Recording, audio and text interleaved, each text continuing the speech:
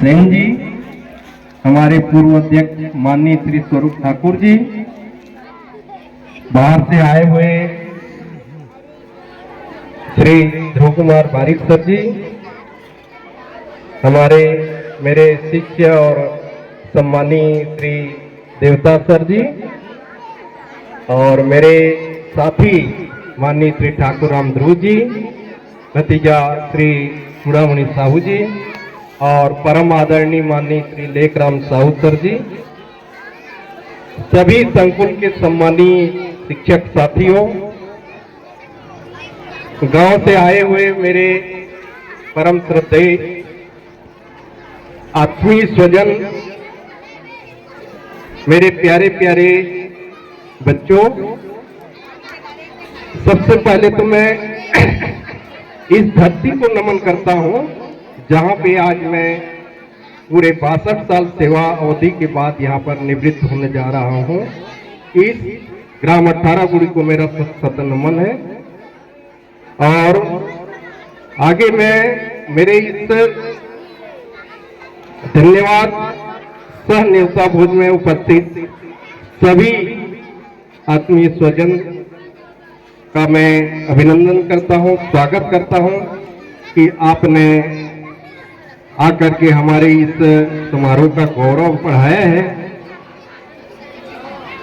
मैं धन्यवाद देता हूं पूरे ग्रामवासियों को, हमारे संकुल के सभी शिक्षक साथियों को, जिन्होंने साहस दिलाया मुझको और बड़े बड़े काम करने के लिए प्रेरित किया और उसमें मैं सफल हुआ। इसके लिए मैं धन्यवाद देता हूं भाई बालाराम दीवान सर जी, जिनके साथ में मिलकर बहुत डर और भय के साथ हमने काम किया। शशांक सर हैं और हमारी स्टाफ के और सदस्य हैं कि पूरा संकुल स्तर पे खेल कूद करना, सांस्कृतिक कार्य करना और पूरा खर्च को वहन करना, कैसे मेंटेन करना है, रात रात भर जो है ना सोचना पड़ता था और अंततः सफलता मिली और उसका फल भी मिला कि आज पूरे विकास खंड में सभी केंद्रों में सांस्कृतिक कार्यक्रम और खेलकूद इससे भी बेहतर तरीके से हो रहे हैं। लेकिन उसका नींव जो है, आधारशिला जो रखी गई है, इसी पावन धरती 18 गुड़ी में हुई है। शिक्षा के क्षेत्र में पढ़ाते पढ़ाते, क्योंकि मैं गणित का शिक्षक हूँ और गणित का शिक्षक थोड़ा सा गर्म मिजाज का रहता है, कठोर शब्द का इस्तेमाल करता है। हमारे गांव के नागरिकों से, माताओं बहनों से भी, जिनके बच्चे यहाँ पढ़े हैं, मैंने कठोर शब्द का इस्तेमाल किया है। अगर तो उसको जो है ना आज के दिन से क्षमा कर देंगे, क्योंकि मैं उनके भविष्य के लिए उसको जो है ना कठोर शब्द का इस्तेमाल किया हूँ। कभी मैं जीवन में नहीं चाहा कि किसी का अहित हो। भाई शशांक इसका गवाह है, मेरे संकुल के सभी शिक्षक साथी इसके गवाह हैं। कभी भी हम लोग बैठते थे, कहीं से भी किसी की गलती हो जाती थी, आक्रोश हो जाता था, हाथ जोड़ करके हम लोग क्षमा मांगने के लिए पहले रहते थे, ताकि किसी प्रकार का विवाद ना हो और कार्यक्रम संचालित हो। आज मुझको खुशी हुई कि आपके जन सैलाब को देख करके कि हकीकत में मैंने अगर जीवन में कुछ किया है तो सराहनीय कार्य किया है, तभी आप लोगों का आशीर्वाद मुझको मिल रहा है। आज पूरे 62 साल तक पढ़ाते पढ़ाते आप लोगों को के बीच में मैंने शिक्षा के क्षेत्र में भी काम तो किया है। आप लोगों को सब मालूम है कि मैं यहाँ पर एक बच्चे के सर्वांगीण विकास के लिए जितना हो सकता है सभी कार्य किए हैं। सिर्फ पढ़ाई के क्षेत्र में ध्यान नहीं दिया, बल्कि बच्चे के खेल कूद है। आज हमारे यहाँ बच्चे, आप लोगों को मालूम होगा कि सांस्कृतिक कार्यक्रम में अग्रणी है।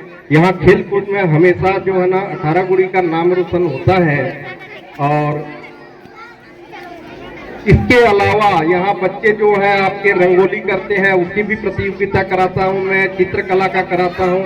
जितना हो सकता है एक बच्चे के सर्वांगीण विकास के लिए, एक आदर्श नागरिक बनाने के लिए हर क्षेत्र में काम किया। शनिवार का दिवस रहता था, जैसे भाई शशांक ने कहा कि पूरे बच्चों के साथ में रह करके जो कार्यक्रम हो सके, कभी चित्रकला कराए तो कभी रंगोली कराए, कभी भाषण कराए, कभी नृत्य संगीत कराए, कभी सामान्य ज्ञान के प्रश्न कराए जाते थे। और परीक्षा के पास में हम हर विषय का जो सप्ताह में पढ़ते थे उसका रिवीजन यहाँ कराते थे। तो ये शनिवार का दिन का शेड्यूल रहता था। और पूरे जीवन में मैंने जो काम किया है बच्चों के बीच में, आज उसको देख करके मुझको प्रसन्नता हो रही है कि कम से कम मैंने जो काम किया है वो लोगों के हित में हुआ है। और इसके लिए हमारे विद्यालय के जो स्टाफ साथी हैं, मैं तो उनको तहे दिल से धन्यवाद देता हूं कि मेरे हर कार्य को करने में वो आगे रहते हैं। कभी भी किसी बात को जो है ना काटने का प्रयास नहीं किए, बल्कि मेरे से आगे बढ़ के उन्होंने बच्चों को प्रोत्साहित करने का काम किया है। मैं तो सिर्फ सलाह देता हूं और उसको अंजाम तक पहुंचाने का काम हमारे संकुल के शिक्षक के साथ साथ मेरे स्टाफ के जितने भी सदस्य हैं सराहनीय है। मैं उनको बार बार धन्यवाद देता हूं। और मुझको इस स्तर पे पहुंचाने के लिए मैं तो धन्यवाद देता हूं आपके बीच में कि मेरी धर्मपत्नी जो होती है, आप जानते हैं कि सभी कामों को छोड़कर मेरा टाइम टेबल उनको मालूम है, समय पे खाना की व्यवस्था करके वो मुझको खिलाती थी। कभी कभार ऐसा नौबत आता था कि अगर समय पे नहीं बन पाए, मैंने खाना छोड़ करके भी आ गया और रास्ते तक आ जाती थी कि खाना खा लो, 5 मिनट में क्या हो जाए। लेकिन मैंने नहीं माना और कभी समय कुछ व्यर्थ नहीं गंवाए, समय का सदुपयोग किया। और मुझको हमेशा भय रहता था कि मेरा बच्चे का 5 मिनट जो है क्यों खराब हो। भले मैं जो है ना भूखा रह जाऊं चल जाएगा, लेकिन मेरे बच्चे की पढ़ाई कभी कम न हो, ये प्रयास करके मैंने किया। उनके दिल को भी मैंने दुखाए हैं। तो आज इसी मंच पे मैं बार बार उनसे भी क्षमा याचना के साथ धन्यवाद देता हूं कि उन्होंने मेरे इस काम को आगे बढ़ाने में सहयोग किया।